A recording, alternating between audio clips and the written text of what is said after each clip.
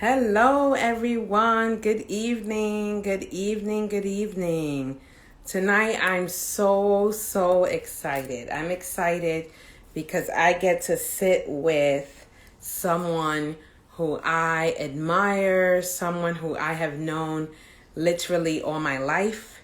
And I have known Sofia Bautista-Thomas all my life because she is my sister, my biological sister, and she's also a mentor as well as a friend. You know, I value that very much. Not too many people can say that they have a sibling that is a cherished friend, that is someone that they look up to as a mentor, and that is also a colleague, right? And so I am really excited because Sophia and I have had so many different conversations that led to tonight's discussion. And what I'm really excited about is that I get to talk with people and have candid conversations about things that I think are important to me. And so if it's important to me, then I'm pretty sure that you will also gain something from the conversations that I've had so far. And so tonight, without further ado, we said that we would start at 7 o'clock, and I am a woman of my word, and I know that Sofia Bautista-Thomas is as well. So I'm going to go ahead and get started. I'm going to go ahead and get started and bring Sofia, Doctora Sofia Bautista-Thomas. Okay. Yes, hello. Hi, Cindy. This is my first Instagram Live. Well, listen, this is a year of many firsts for a lot of people. Aw, I'm excited. This is really cool. I'm so excited, Sophia, that you said yes. I'm so excited that we get to have really amazing people joining us. Thank you so much for joining, everyone. Thank you, thank you, thank you. So first of all, I want to start off with, I love that. Hi, mommy. I That's my love it. I girl. love it. I love that. I cannot get my children to join any of my lives. Naila joined once because I asked her to share the contact information for the woman who she actually made these earrings also. Ooh. I had some beads that I had bought from Ghana, and she ended up making some of them as earrings for me. And so I asked Naila to come on to share that. But other than that, she will not join my live. So I'm excited that, Ariana, that you're here. And that's okay. So first of all, I want to start off with sharing with people why I started doing Candid Conversations. So I am a social worker by training, and I grew up being super nosy, asking a lot of questions a lot of the time, right? Sophia can attest to that. And I started talking with a couple of people, and then I started going on lives, just expressing different things. And someone one day said, okay, so when's your next show? And I was like, I don't have a show. She was like, Cindy, you have a show. So I was like, okay. So, part of my journey is listening in when spirit tells me something, when God tells me something, when someone's, and then a few people said it. So then that's when I knew that there was something to these conversations with people who I love and care for. And so tonight's guest, I'm super excited about because I'm very fortunate in that Doctora, and she's a doctora, Sofia Bautista-Thomas, is someone who I grew up with.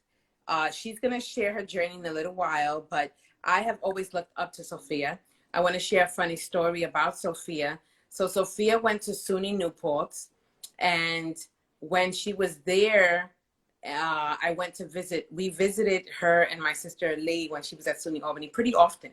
And Sophia was so wonderful and gracious. She's always and has been and still is the hostess with the mostest. Where you visit Sophia and her and Tony will make sure that you eat well, that you drink well. You have to like kick yourself out of their homes because of how amazing they are. And so she was like that at SUNY Newport, and she knew so many people. And everywhere we went, we couldn't go anywhere without you being stopped. And I remember I said to her, Sophia, you're a puck. And she said, a what? And it wasn't at the time, they weren't using the term person of color, right? So it wasn't that. I said popular on campus because of the influence. And it wasn't about popularity, but more so the influence that you have when you enter spaces, right? And so I wanted to talk with you today because I've just been so inspired by your journey. Not only is she my sibling, like we grew up, four of us in a bedroom, right? Four of us, four women, young ladies in a bedroom. Mm-hmm. And I got to see you thrive. I got to see you, graduate undergraduate degree in 3 years, pursue your master's degree, eventually your doctorate, right? And you're a leader everywhere that you go. And I also know that it's a journey. It's a journey. And so the title, so just so that everyone knows, if you're interested in being on the show, just send me a DM, right? And then you get to choose what topic you want to talk about. You even get to create the title for your talk. So Sophia has so many things, and we could literally be on the phone on this Instagram live for 4 or 5 hours, right? With your journey as a leader of diversity, equity, and inclusion. You're a scholar, you're a researcher, you're an entrepreneur, you're a mom, you're a partner, you're a sibling, right? There's so many roles that you play in your life that you do with excellence. Sophia doesn't do anything half-assed. Like everything is in excellence.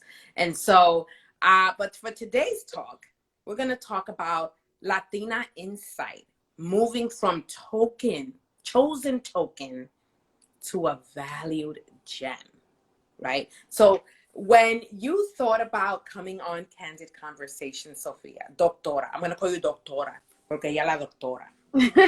Right? That's so controversial these days, right? Oh my goodness. Yes. And Who listen, knew it would be such a problem to be doctora? No, I told my kids when that happens for me, they're going to have to call me doctora for at least a year. Let me In our Wii game, my name in the Wii, by my little, what do you call that, me, is Dr. Mommy. Oh, I like that. And that was them. That was them that did it. It was so cute. Oh, that is so funny. So what were your thoughts when I said, Sophia, I would love to have you on this show? When you chose this title, like what was your initial thought around that? Well, it's one that I've been, for years, I was shying away from because I'm like, so I'll go a few steps back on how I came to the chosen tokens. That's the title of my dissertation. The chosen tokens. And to me, it was what kept emerging. My research was on Latinas in mid-level administration and student affairs. And I actually shied away from that topic. I wrote 2 dissertations before I wrote that one. Or at least I wrote almost full proposals on 2 other topics that I could care less about. And that's probably why it took me over a decade to finish my doctorate. It was like, yeah. So I got my undergrad done in 3 years. I got my master's done in a year and a half. And then another 20 years later, I get a doctorate.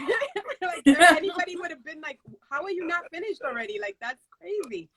But I think it was such a long process because, life happens. I was in my head too much about trying to put out scholarship in the world that mattered to pretty much the mainstream, right? And that's my company name, because I'm always obsessed with conforming to the mainstream.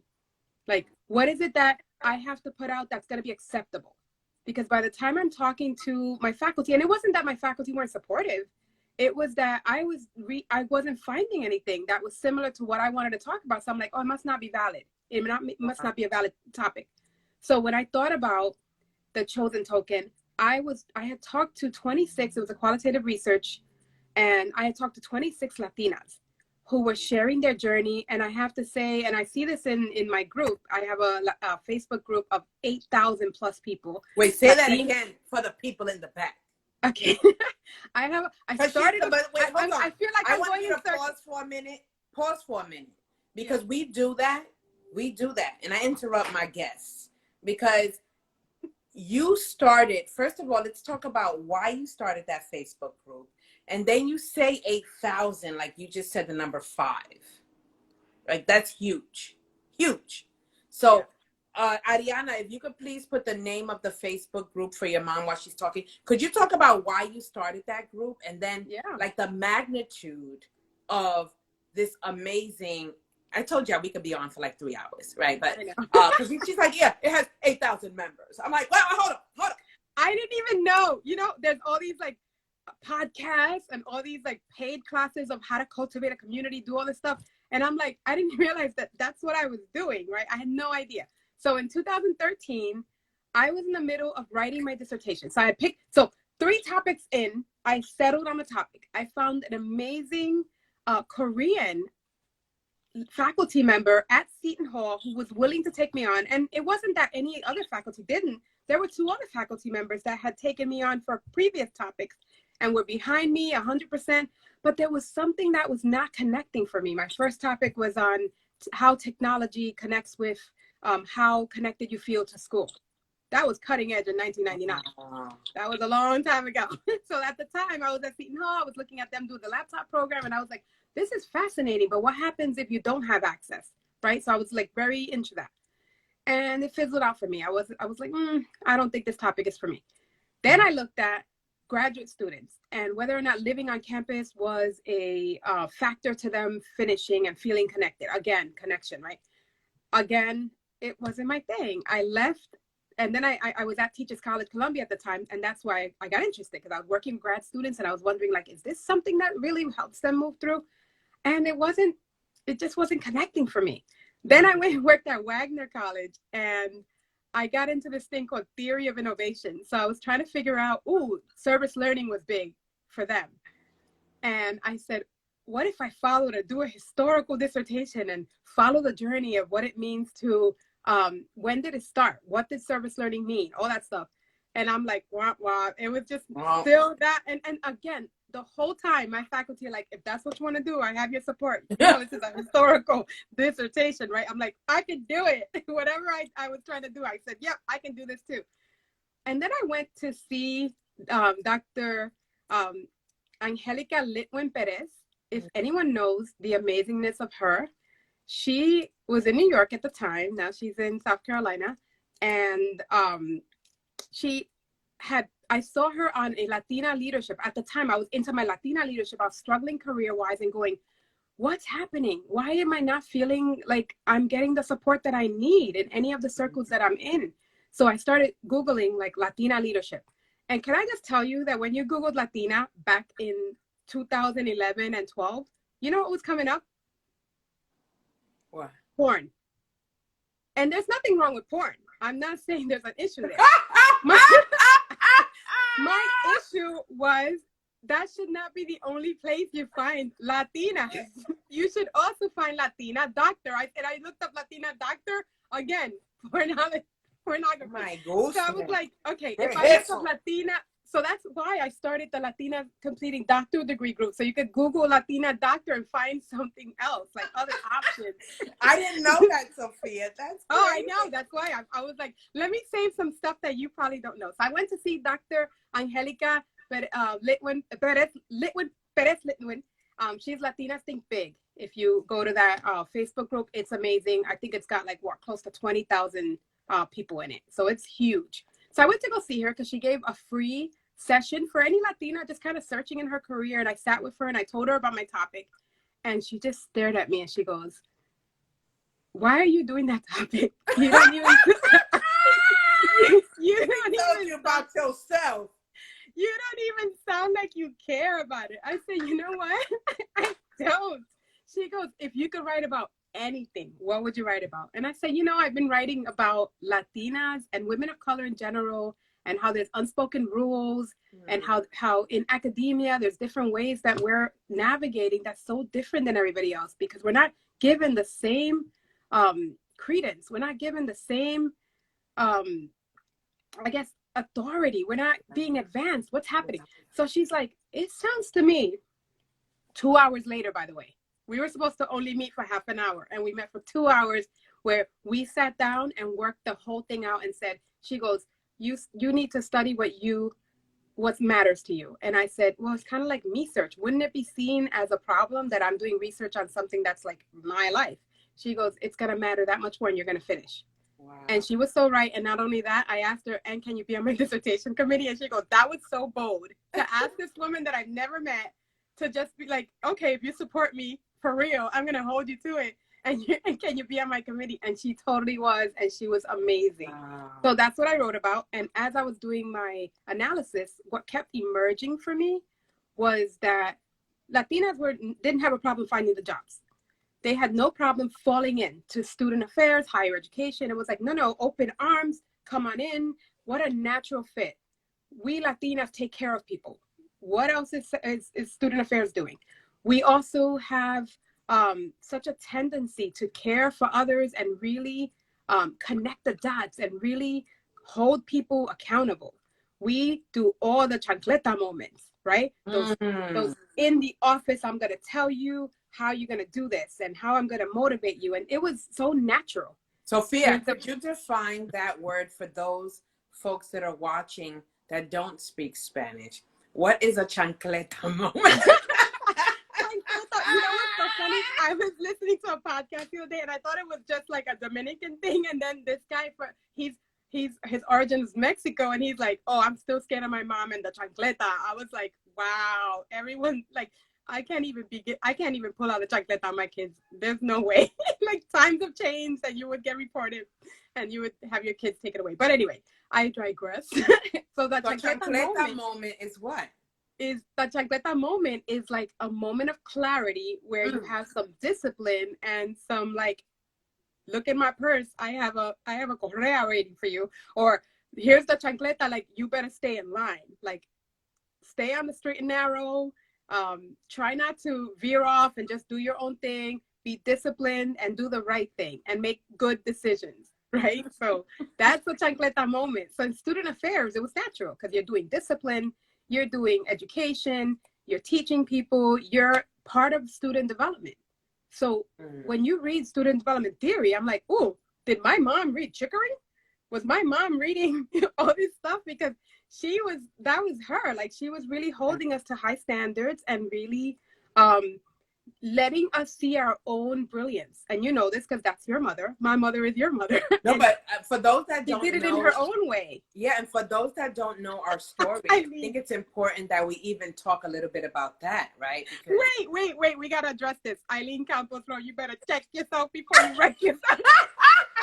I love Eileen. Eileen, I love you. Oh, that's exactly a translation of a chancleta moment in hip hop speak, which is another language that we speak, having grown up in the 80s, 70s and 80s in the Bronx. Stand up. That's right. Those folks from the BX. So you talked about, right, like, and I think it's so important that we honor where we're from. And I remember that when I was writing the narrative for one of the posts that I did to, to introduce you as one of the speakers for this series, I almost wrote the hashtag started from the bottom, now we're here. And I'm very intentional about the language that I use. And because I've done the research and also done the healing work, I realized that where we're from is full of so much richness and culture. And that while we unfortunately have been programmed to look at the projects, to look at being on welfare as areas of deficit and areas of challenge, right? Disadvantage, right? We could go on and on about the words that they use to describe the very communities that we grew up with. Sophia, why don't you take us into your world, because you had a very interesting role. We grew up in Highbridge, near Yankee Stadium, in the PJs. Highbridge stands up. We had the funny money, colorful money, right? Take us into your world. Are you talking about the food stamps? Okay, right? And right. The shame that some of us are still sort of growing through as a result of those things. Cracked vials in the stairwell, piss in the elevators. Yeah. I mean, right? Yep. So, yep. And that was normal. I can't even imagine. My kids would be like, why are we living here? No, and Sophia, what you got to understand is that Sophia was the RA of my friends, of all of our friends, right? An RA, if you ever gone away to college, a resident assistant is someone who makes sure that you're okay, right? They check in on the students, right? So I want you to share a little bit about who were you back then? What were you thinking about? Did you imagine that you would be where you are? And we'll talk about where you are right now because it's a big deal. But let's talk about, did you imagine, you know, what were your thoughts back in those times? And how did you even process that? Who you were, and where were you living? Well, I think of, you are so right. There are some things that I'm taking out of my vocabulary, and I think I need to stop saying that. I was on a podcast for Imani, one of my wonderful colleagues, and I remember we called it that, starting from the bottom, because of the song, Drake's song. But it's not the bottom. There is no bottom there. And I think about where my mindset was at the time. I didn't know there was a bottom. I didn't know that was a bottom. Nobody told us we were poor. I didn't know. We had all we needed, girl. No, because we had perspective public, and we would see what poor was. Like, there were kids that didn't have more than one pair of shoes. We had at least a few pairs of shoes, and we had a couple of extra chancletas or whatever. But I didn't see myself as having less than. It was just like we had enough. We never were hungry. We had exactly what we needed. And you know what? If we needed the government to help us with some of that, with the cheese, I saw Eileen wrote the grilled cheese. I know which one you're talking about. You're talking about the cheese that will pop up at the top when you put it in the broiler. So that government cheese was delicious. And you know what? At the time, I never thought about that was a problem. Like we were needy or something. We got gifts from special programs. We didn't really have, when I think of Christmas, it wasn't about getting all these gifts. And if we did, it was part of a special, like, kids who don't have enough, come get this. And it was like, oh, good, we're getting a new Parcheesi game, or we got this new thing. But it wasn't like at the time I was thinking about it. And meanwhile, I'm thinking like in church, we're praying for the poor. You know how the Catholic Church uses that language a lot, like the needy, the poor. And I'm praying for the poor, and I'm picturing the poor kids in DR, right?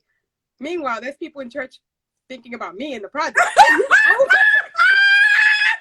Right? Like, they're like, oh, those poor kids in the project. But we were fine. And we actually were right on the water like overlooking Manhattan, because we were in Highbridge in that University Avenue, and we lived on the 13th floor. So we saw the George Washington Bridge from our window. Yeah. So it was a beautiful view, a beautiful building, an elevator that got us up to the 13th floor when they were both working. Most days it was. And honestly, at the time, I didn't even think about it being an issue. It was not at all. So when I think about now and what mindset I had, I was just doing what I felt like was my duty in my family. I was always like, okay, I guess since I was always the nosy one and always trying to like busybody, I couldn't sit still ever. So I was the one like, oh, what are we doing this weekend? Okay, we're going to do this. I was making a plan, and I was always into equality and fairness. Okay, let's make a schedule to do dishes. Let's make sure that everybody has equal, duties happening in the household. So yes, I guess I was an RA since the beginning of my time. And it's funny you should say that, because that was part of, back to my research, that natural fit. These are all tendencies that we all have that just come out of us when we join different institutions, whether it's nonprofits, corporate, whatever. We start like getting into like, oh, I'm here for this, like this entry level stuff. It's when you start moving over to try to take on leadership in more formal ways that begins to be a problem, and you become a misfit because there's no one like you moving up beyond the mid-level ranks. Wow. So when you were at SUNY Newport, Sophia, did you know that you wanted to do student affair work? Like what was your major? It was organizational communication. And the funny thing is, and I minored in Latin American studies. So at the time, I didn't even realize how much my classes were going to impact the rest of my life.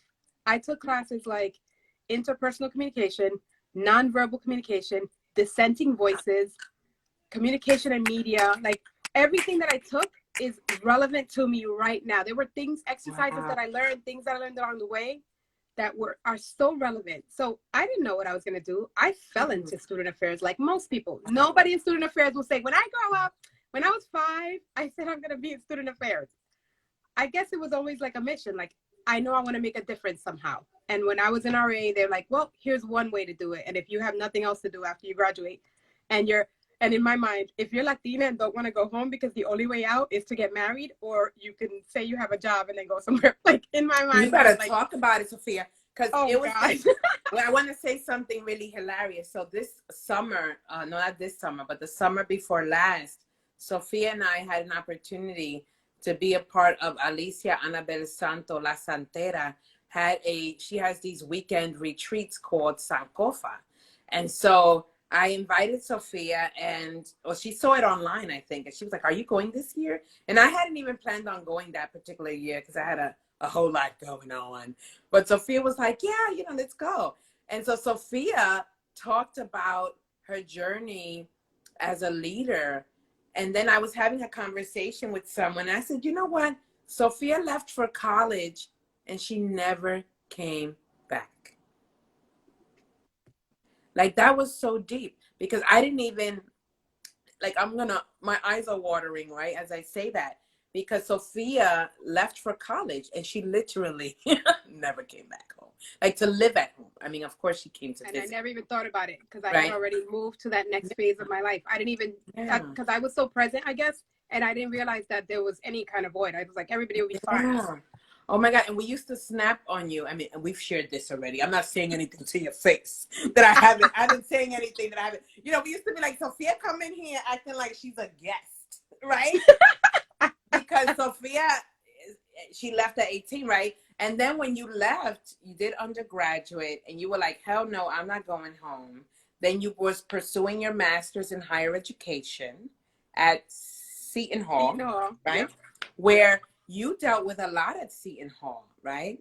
There was a whole lot. You were a part of something that we all learned about, the fire that took place. What year was that? 2000, January 19, 2000. 2000. So Sophia has a talk.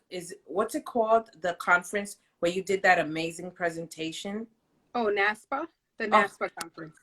So if you Google Sophia, Doctora Sophia Pertus, and NASPA conference. Oh, it's in YouTube. Just do YouTube and you'll find, you'll find a few things like my comedy show.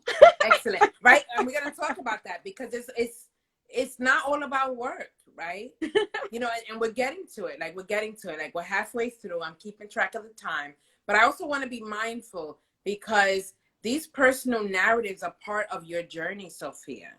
And so sometimes Sophia gets into the work, and then I come in and I'm like, well, how about this, right? She'd be like, there she goes again, right? Because I'm a social worker. And I just went to social work school to get the degree. I was already a social worker, right? Social worker. So tell us about, you were at Seton Hall during a very critical time. It was very critical, right? And your role at that time, and how was that part of your trajectory to continue being part of this higher education world? Well, at the time, I was assistant director in Res Life when I was at Seton Hall, and I remember it clearly. I actually was not living on campus at the time. I was living right off campus, and I got the call at like 5 o'clock in the morning. Sophia, Boland is on fire. And I had lived in Boland Hall for 2 years as a grad assistant. I remember that. So I was there 2 years. I went to be a hall director at Ramapo College for 2 years, and then I came back. And, it's hard to talk about it because it was such a, like, your own rules get in your way. Like, there were so many, I don't want to spend too much time on it, but the one thing that I would say, what I learned from that experience was you need to keep it moving. Like, we lost 3 students, and I remember at the time I was doing room assignments, and I had a roster where I was checking off people. Like the whole time I'm crossing people off as we found them. Are they in the hospital? Are they home? Are they still on campus? Where are they? And I had the list in front of me, and I had 3 names that were still not checked off. And it turned out those are the 3 names of the students who died. So when I think about that, and I'm like, I was a lowly, if you think about like levels, right? I was just an assistant director, yet I was holding in my hands possibly the clue, the most significant clue as to who we lost that day. And I can't even like when I think about that, I'm like, oh my, that's Yeah. crazy. Like that, can you, like, I can't even imagine. I remember handing it over to the dean at the time, the dean of students, and then I became dean of students later. And I was like, I have a list to give you, and we can't find 3 students. Oh my And God. then they said, we believe we found 3 bodies. And I'm like, okay. And it was one of those days where I was like, it was the longest day ever. Really, really long day, long few weeks. Anyway, what I learned from that experience is, one, safety, the whole idea of safety and how important it is to make sure everybody knows the rules. Stupid pranks. Like I learned about just how people could be evil and do some evil things. But I also learned the resilience of the community and the loyalty of everybody. I mean, everyone came in to help. My family came in to help. My brother-in-law, my sister-in-law, my sisters, my brother, everybody came to campus. People from all over the student affairs world in nearby in New Jersey were coming through. And I was like, oh my goodness, I am part of something big. But the other thing I learned, because I was working hard, long hours, was the vice president of student affairs at the time. She was hoarse. I'm sure she was going through it. And at some point, she was like, we have to open up again and we got to move on. Wow. And that's it. And at the time, I was mad. I was like, no, everything has to stop. Are you kidding me? Do you know what we're all going through? And it was like, no, you got to keep moving. And if we're going to survive as an institution, you have to go and do what we have to do to keep going. And it was just maddening at the time, but I really internalized that in my own life. Like, Absolutely. you got to keep going because other people in your life need you. Absolutely. And Sophia, so some of you know this already, but a year later, little did we know that 9/11 would happen, right? And where were you working when 9/11 happened, Sophia? I was at Seton Hall. And he was at Seton Hall. And 2 months later, many people know this, we lost our father. He was on the flight 587 that was going to Dominican Republic. And I will never, ever, ever forget the grace, the leadership that you embraced during that time. Like, I kept looking at Sophia like, how is she doing this? Because she kept us together. I mean, like, all the way together in terms of our emotions, all the way together in terms of, like, what are we doing for the holidays? How are mommies paying the bills? Where are we burying Poppy? What kind of casket? Like, I couldn't even think about any of that. Like, all I could think about is that my father, I just saw him and he's not here. Like, I saw him yesterday and today he's not here, right? And in that talk that you did at NASPA, the way you connected the dots to how your past experiences helped to build the skill set, helped to build your tenacity, helped to build your resilience. And it's like you embrace this role, Sophia, and she still does, because she still be like, it's COVID. How are y'all protecting yourselves? Who's going to see mommy, right? Like, and so I want to, like, publicly, first of all, thank you, Sophia, for all of who you were at that time when we needed it. Because if it were not for Sophia, my mom might be in a shelter somewhere, because we were all a hot mess, right? A hot mess. Like, a hot mess. We weren't eating. We were like, and Sophia was like, okay. No, then I found out I was pregnant a month later, right? And Sophia was like, okay, now we have a baby on the way. Are you eating?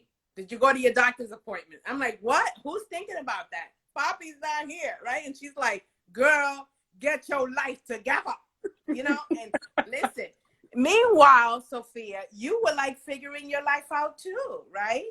Like, let's talk about that, like how your skill set, right? And we're getting to it, because in the midst of that, you were in a leadership role at a big institution that was still healing. They were still healing from what had transpired. But then you made some major decisions along the way of deciding to go into a doctoral program. Yep. Right? When was your first semester in the doctoral program? Well, at that point, actually, I was already done with my coursework, or I was about to finish my Oh, I coursework. didn't So realize that. I was actually finishing up my coursework that semester, and I What? got through, got my stuff done. Yes, and I had just taken the comps the year before, and had passed the comps, and was still finishing up, and about to start my dissertation proposal, which then I ended up putting on hold for a little bit. I had just gotten married in that June, as you know. Oh my God, that's right. And then on top of that, I had just applied the morning that the plane crash happened. I actually had just sent my resume to a new job. And I ended up leaving Seton Hall, and I went to Teachers College that spring. I was in the midst, as a matter of fact, I was in the middle of my search process, going through my interviews, like just holding it together. And I remember this woman named Sarah, who was like in HR. She was trying to schedule with me like my round two. Like, oh, they loved you. We're gonna bring you back for round two. I'm like, oh, that's great. What day? And she was trying to propose the day we were gonna have the funeral for December Papi. 13th. Mm-hmm. And I just lost it. And I'm like, I can't make that day. And I start crying. That's when I finally lost it. And she goes, why can't you make that day? And I told her what happened. And she was like, oh my God, of course we can't do that day. We're going to have to do another day. We'll pick another day. I don't even remember when we picked, but I forgot about that happened. And there's probably another thing you don't even realize happened too. Like, being the contact person for the morgue and getting a call, like not only once, but twice, to try to figure out what's going on. But yeah, I mean, that's a lot of focus on that kind of stuff, but it was a lot. You're right. And it was but like I needed the transition because I wanted to go home. I was in Jersey for 10 years, over 10 years. And my spirit at the time, which I don't always listen to my instinct and spirit, but I was like, if I get this job, that means that I need to go home to New York. And I did. Wow. And we're so grateful that you did come home, because then we were like up in her face all the time. We were up in her face all the time in Jersey, right? Like, to the point that after, and we absolutely love our brother-in-law, Tony, who is a graphic designer. He has his own business as a graphic designer. So, you know, and I think it's important because sometimes people hear, they look at someone, they see the success, and they're like, wow, right? And sometimes we don't hear of the things that are happening on the back, right? The things that are happening in your life in the peripheral. And you somehow got the strength, right? Because you could have been like, I can't deal with a job search right now. I'm just going to stay at Seton Hall. But you didn't. You were like, no, I'm about to get this job. You went into to Teachers College. And then what I loved what you did with, you know, your journey is that Sophia is someone that she doesn't only just make sure that she's okay. She then always has like a team of people that she's mentoring, that she's supporting, that she's training. Always. That's always been the case. Like, you go to Sophia and you meet like 3 or 4 people. You're like, who are these random people? Because I came to visit you. Right. And it's always like all these, you know, mentees and mentors. And so that's phenomenal. So, you know, we go through this period, right? We as a family, you're growing through it, right? Because you don't, you know, overcome things like so fast. We grow through experience. So you're growing through, you get a new job. Meanwhile, you have this doctorate to complete. So you completed it in 2017. Yep. On Dominican Independence Day. That's right.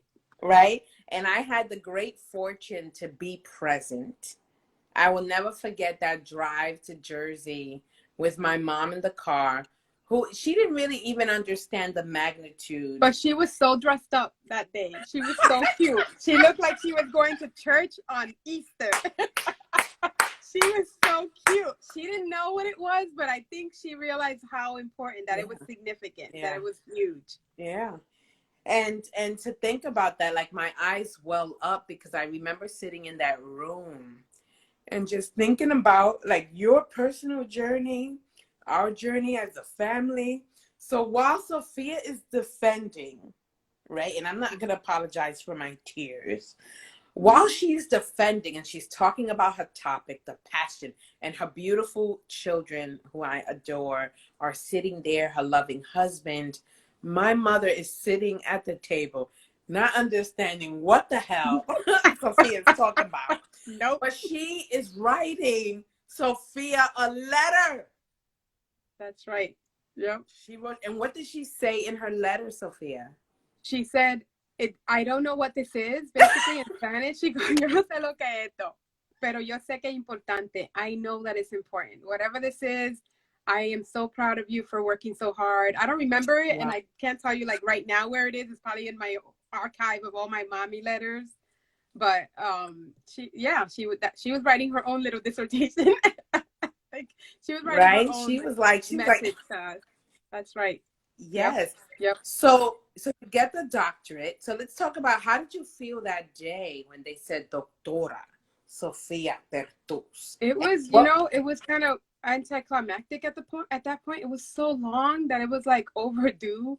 And I don't think we finished the thread about like the group, the Latinas completing doctor degree group, right? So 2013, I felt so isolated in that process. And it is isolating. If you get to if you are fortunate to get through the classes, the drama, the sometimes not supportive faculty and advisors, if you can get through all of that, and then you get to the dissertation phase, the comps, take whatever, every program has a different path. By the time you get to the defense, you have no energy left because you're exhausted. But before that, I had created a network for myself that I said, I'm going to start a Facebook group, because hopefully like 10 or 20 of us could give us each other support. I thought like a small little group, because I had seen other groups form around different topics. Let's form a little group and see if we can give each other support. And it just has blossomed and grown into a really strong, not just support network for your doctoral journey, graduate school journey, but just let me check in here, just to say hi, let me celebrate, let me see if I'm the only one, if I'm imagining some of the drama that I'm dealing with. So by the time I was defending, it was already like, you know what, that's enough. Like time's up. Like I'm done with this already. But I it's funny. I read the last chapter of my dissertation the other day, and it made me upset. Like I was crying because I'm like, I wrote this in 2000, between 2014 and 17. And I find that things have not changed that much in terms of Latinas feeling like, where do I go? Why is there this adobe ceiling? Like not even a glass ceiling, but I'm still not feeling like I have the leadership skills that I'm being supported enough to get to that next level. Wow. So let's talk about, I love that you went back, you read your last chapter, right? And you started could you talk to us a little bit about Latina Insight? Why did you start it? What are your thoughts about it? What was the outcome of the first round that that I was really privileged and blessed to be a part of? And what are your thoughts for like what's next in your trajectory? Yeah. Well, it's been a really rough year in many ways, but it's also been a blessing of a year to connect with like, who am I really? What's important to me? And how can I add value in a more strategic way? So in some things in my life, I'm pretty strategic and I make a plan. But when it comes to some of my own personal passions and things like that, like I kind of put it on the shelf, like, oh, someday. So the Latina Insight leadership course that I created, it's more like I've been thinking about this for so long. Let me figure out a way to operationalize it and share what I have learned along the way. Having been in really interesting spaces, having been dean of students and been at cabinet meetings where I see decisions made and how things are talked about, and having really, access to the way that workings of institutions work. I'm like, I think I can share some of these things and do it in a way that I think will help others kind of like not step in it or not make the mistakes that I think I have made too along the way. So last summer, so I'll talk about Mainstream Insight first. So I started an LLC back in June because someone was asking me for help with editing some stuff for her CEO of a major corporate organization. I can't say which one. I have a NDA. And we're part of another leadership group called Chief, a women's leadership in general, like mostly corporate. And she's like, oh, can you help me edit this thing? And she sent me the thing, and I was like, oh, no, you like, let me help you with some of that language. Let me edit a little bit. And she asked me for a few different things, like some social media posts. And here I am. I was like, oh, it's just what I know. It's what I've been doing my whole time. In higher ed, we're very careful about what we're putting out there, what image, what language we're using, because we want to be very mindful of how it lands in different audiences, because you're serving everyone. And she was like, would you like to consult? Do you do consulting on this? I said, actually, I have been doing consulting on this for my whole career, but I just had not thought of it in the methodical way as, consulting. And I've done workshops, training. So it wasn't the first time someone paid me for my time in terms of consulting, paid me for my time in terms of my knowledge. It wasn't the first time, but it was the first time that I put together a real proposal, formal, the whole thing. And I'm like, I better start an LLC to make sure that I protect myself, because this is high level. This is high level. Insurance, the whole thing. So I did that. I started Mainstream Insight back in June. And at the same time, I was also thinking about turning my dissertation either into a book, a blog, something. And I was like, you know what, let me, I know how it happened was in the Latinas Completing Doctorate Degree group, someone reached out to me and said, we need something for people who are in transition with their careers. We need some kind of like leadership program. I said, oh, okay, why don't we have an intro? So I put together a group, and it was like 30 or 40 people showed up on a Saturday afternoon to just talk about careers. And I said, would anyone like to just follow me on a journey? And I'm going to create a course. 7 weeks in a row we spent. And I had put together things that I had already been working on for years, on navigating politics, communicating your brilliance, thinking about how you present yourself, how do you communicate, and how do you get yourself together to really add value to the organizations you're a part of. And 13 women went on this journey with me. And I'm so proud to say that from the 13 women, I would say like half of them at this point have made some major career changes.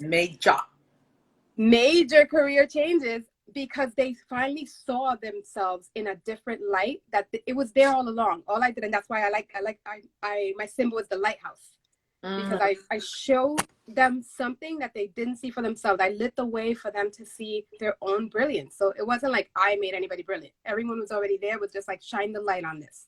So I'm going to launch, this is what I'll jump into what I'm doing next. I'm actually officially launching it. I did it last summer, but I'm launching it as a paid course in January. So if you go to my website, mainstreaminsight.com, and you go to the coaching section, you'll see the details there and what I'm covering and what I'm doing. So I'm excited about it. I have a few people already signed up. So I'm just thrilled to be able to do that and really add some value to some people's lives. Wow. And when I joined the course this summer, I said, I love it. Roseanne, she said, forget Colón, el farro de Sofía. I love it. And it really is, because Sophia, excuse my phone. Sophia always, whenever I have something, I need some insight, about, I contact Sophia. It could be a quick text. She texts me back with a response. And I'm like, oh my goodness, I didn't think of it that way. And I joined the course really thinking, oh, let me support my sister. I'm just going to be there like a fly on the wall, right? Like, that's what I said. I remember the first session, I said, well, I'm good. My life is good. I'm about to finish this doctorate. I'm good. Little did I know that the jewels that Sophia had to share just shifted my entire trajectory to the point that I'm changing. I'm shifting careers, right? And it's really due to tapping into, as you said, what I already had inside but wasn't sure about. And I think that what you do really well, Sophia, as a Latina, as a leader, like, you're a leader in the field with over 25 years of experience. Is it over 25 years, right? 30, almost 30? Yes, it is. Yeah. Right. And so, and that's for those of you out there that are listening. If you're listening to this on the replay, or if you're listening to this right now, that you have a skill, you have gifts deep down inside of you. And it's so funny that we have trajectories where we both work with people to find the gifts that they already possess. And I feel like that is the legacy that our father gave us, right? And our mother too. where it was always about like, who are you and what are you contributing to the world, right? Like, what are you contributing to the world? Not just like, great, you got a good job, you're getting paid. Oh, great, that's great, right? But what are you contributing to the world? And are you living your best life, right? So those of you know that I also facilitate vision board workshops. We're doing one on Saturday, February 6th. There's a link in the bio. I'm signed up. I'm signed up. You signed up for the one in January that was sold out.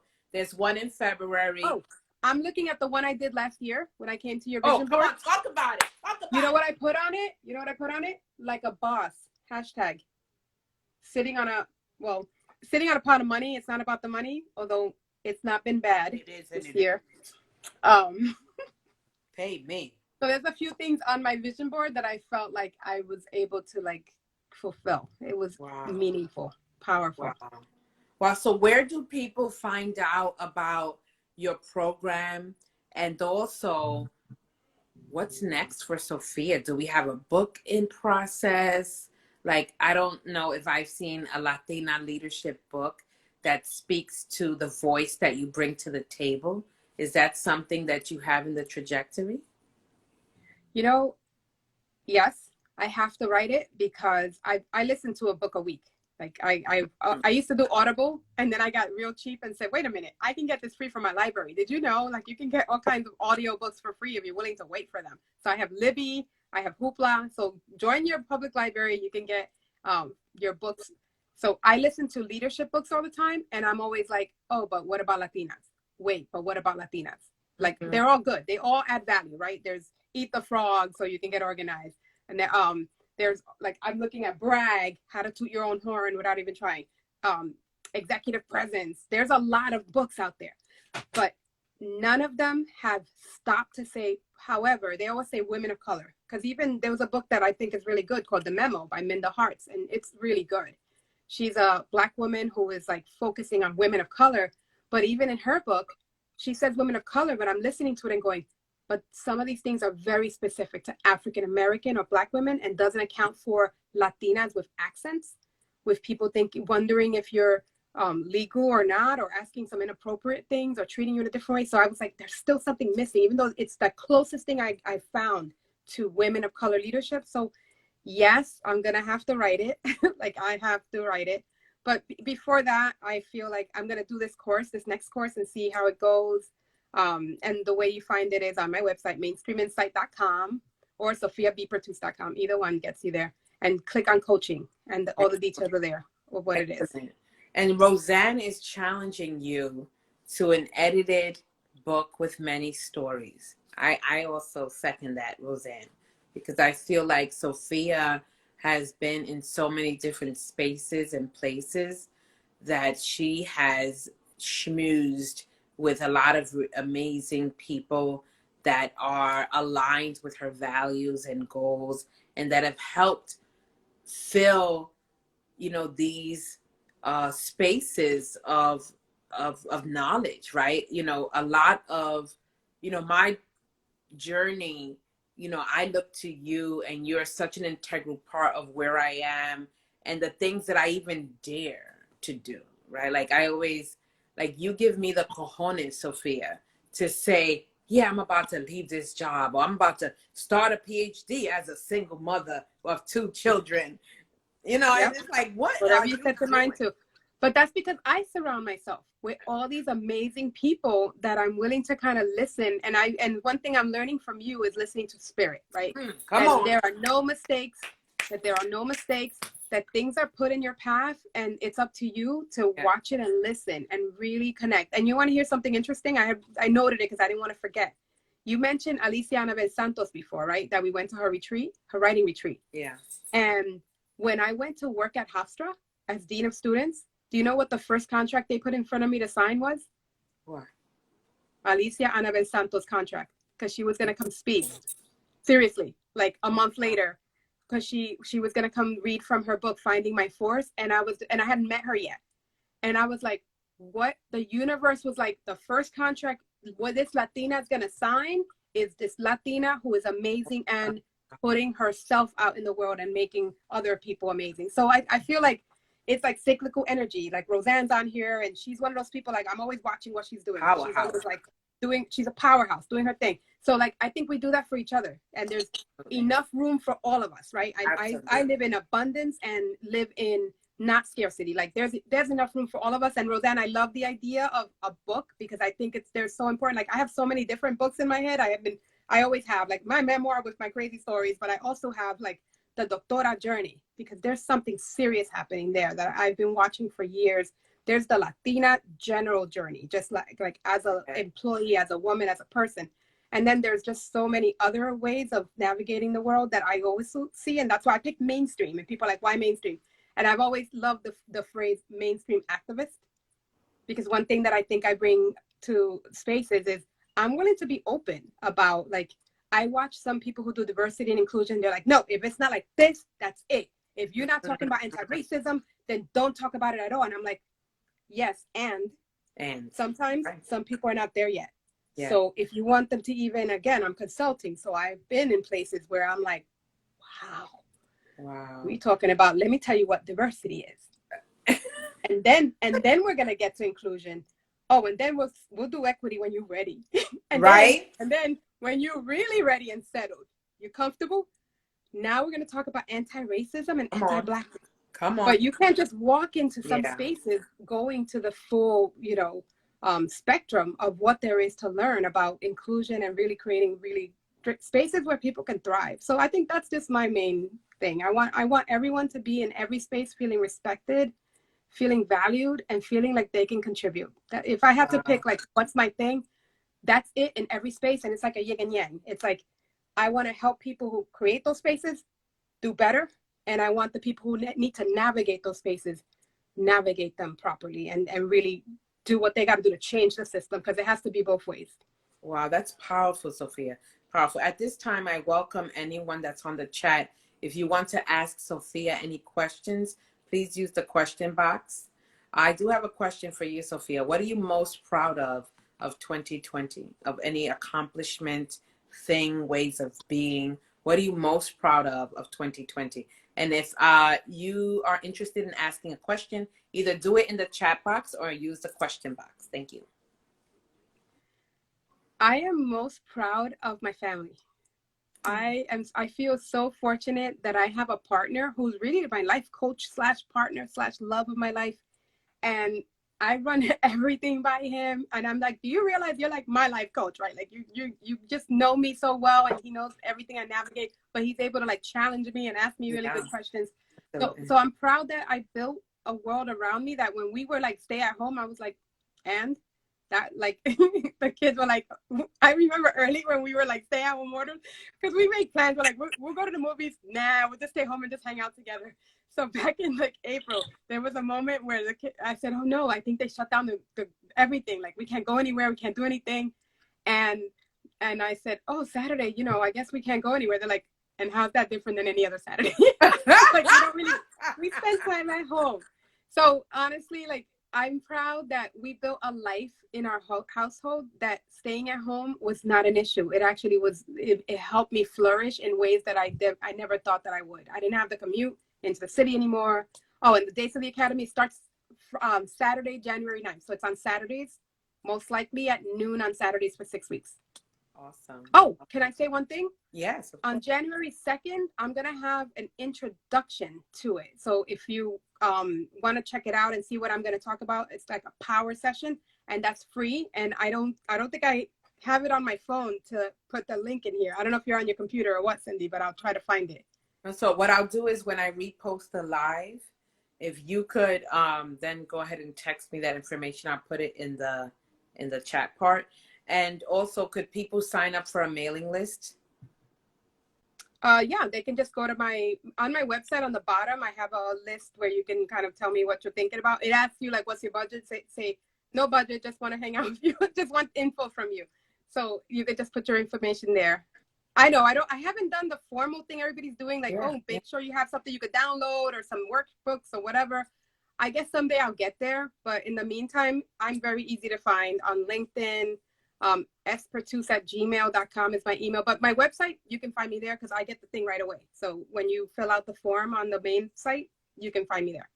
But what's amazing, Sophia, is that you have been a pioneer in so many ways, and you've also led, a movement. Like it's a movement. If you go on this Facebook page, like literally, I remember the night that I said to my husband, I don't know why I'm doing this PhD. I already have a career. I already have a good job. I'm stressed out. I can't figure this qualitative analysis out. I'm stressing out. And I went on Facebook, right? Because that's what you do when you don't want to work. You go on social media. And there was a woman who shared a story about experiencing divorce during her dissertation process and journey, and how she pulled through, right? Like she shared her trajectory. And it was reading that, and praying, lighting candles, the Palo Santo, the sage, the counseling, all of that, right? All of it. Talking to spirit, talking to my ancestors, saying, show up, right? And a hug from my mama. But I read that and I remember thinking, oh my gosh, this is exactly what I needed. And every day there's a story like that, right? Like I posted that, I'm starting a new job, right? And uh, some people think I'm crazy, right? And I know that it's because of the inspiration, Sophia. Like you have to know, like you were part of that decision-making process. And you're amazing. Like I am so blessed that I get to call you a sister, that I have you on text and like, I got a situation because you have a minute, right? And so please tell your colleagues, your loved ones, your Latinx folks, uh, tell people if you have a network of folks that you're affiliated with, because we need to support each other. We have so many gifts, so many talents, and sometimes we're afraid to, embrace all of who we are, right? Like the red lipstick. Sophia was on this amazing panel on Friday where it was called Poker Ladies, I think it was. It was women who play to win. Women who play to win. I mean, I didn't listen to anybody really until Sophia came on because I was working. But I was like, she was with the red lipstick, right? Like they tell us, oh, don't wear red, scale down who you are, be more of who you're not, right? And Sophia went on with the red lipstick. I texted her, I was like, you better go ahead. I was like, you're darn right. I'm gonna show up and show out. Right. So what are any last words you have to share for folks that are joining us? First of all, thank you everyone that's joining us. We're going to definitely put this on the replay. And Sophia, thank you so much. I know that you said yes to this possibility of us sharing a conversation. And, like I said, we could definitely go on and on and on, but I want to be mindful of your time with your family and just probably all the other things that you have to do. But thank you so much. Is there any last words that you want to share with folks about being, Latina Insight, right? Moving from chosen token to valued gem. Like that's so deep. Just that title. That's an article, girl, a book, right? So what were your last words for us today?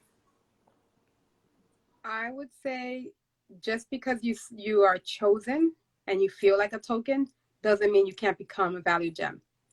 Whatever, when you get in the door, even if you're feeling like, I wonder if I was hired because I'm a woman, I'm Latina, I bring all of it, I'm queer, whatever it is, kick some butt when you get there and you do the thing, because they'll see that value and they'll see that you're a gem right away based on just the hard work you put in. And one thing I was thinking about is being a first generation. I was saying last week, I think I'm a first gen entrepreneur. So I would be remiss to leave and say, we learned that from our mom.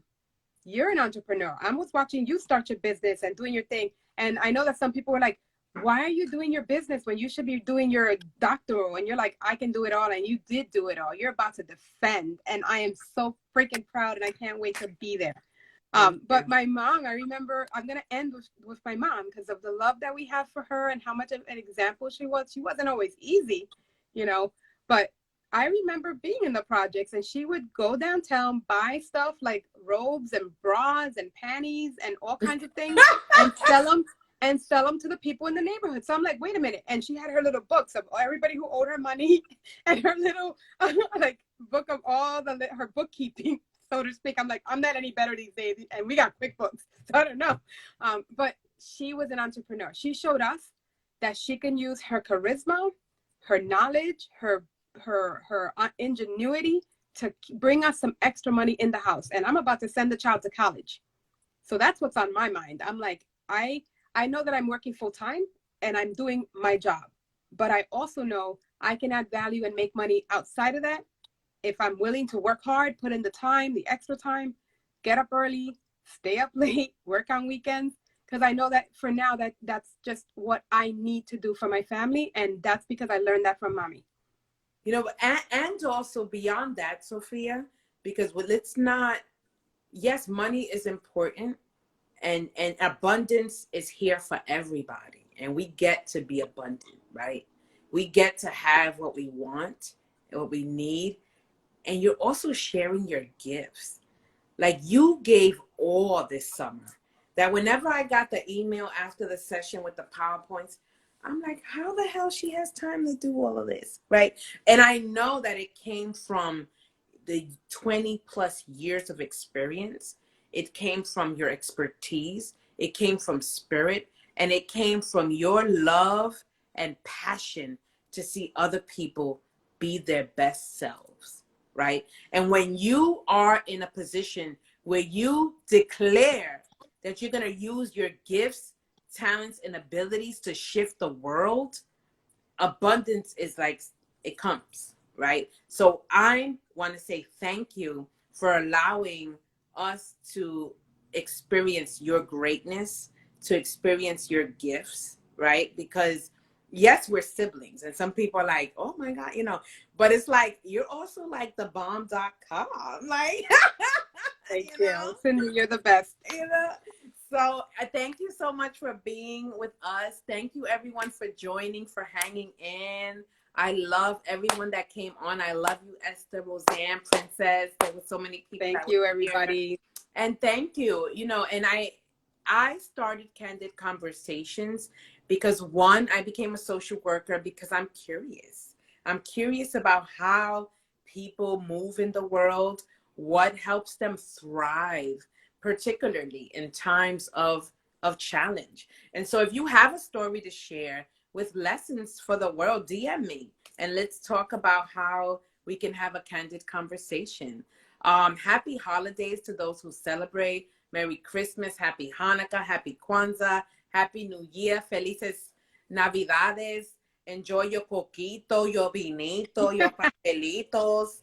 And I know that this is a holiday season that's different than others, right? And many of us have lost loved ones and continue to grieve them. And know that you are somebody really special in the lives of others. And so have a fabulous evening, everyone, and good night.